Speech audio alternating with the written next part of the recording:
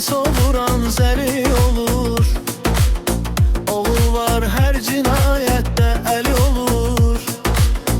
Oğul da var kamerada dəli olur. Yaxasını sancaqlayanı görmüşəm. Çöldə igid olub düşüb türməyə, uşaq kimi ağlayanı görmüşəm.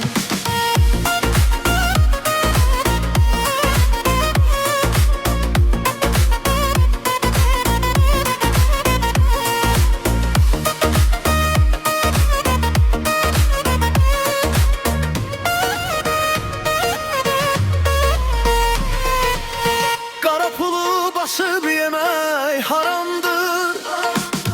Adamda var ki kuruç enli adamdır.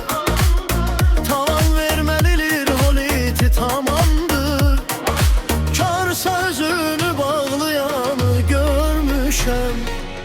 Çöldə igid olub düşüb türməyə, uşaq kimi ağlayanı görmüşəm.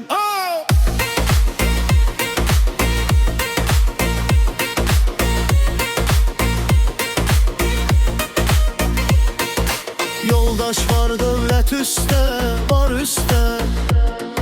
Sirdaş var dövlət üstə, var üstə. Qardaş var dövlət üstə, var üstə. Qardaşını bıçaqlayanı görmüşəm. Çöldə igid olub düşüb türməyə, uşaq kimi ağlayanı görmüşəm.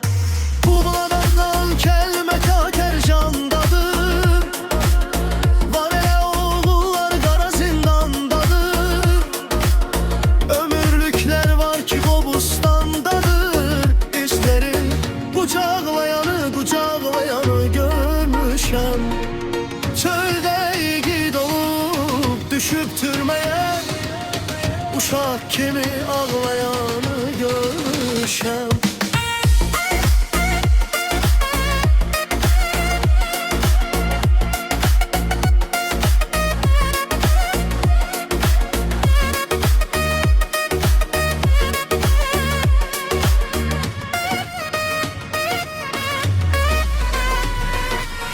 Bu Mahirin içəridə çox dostu var.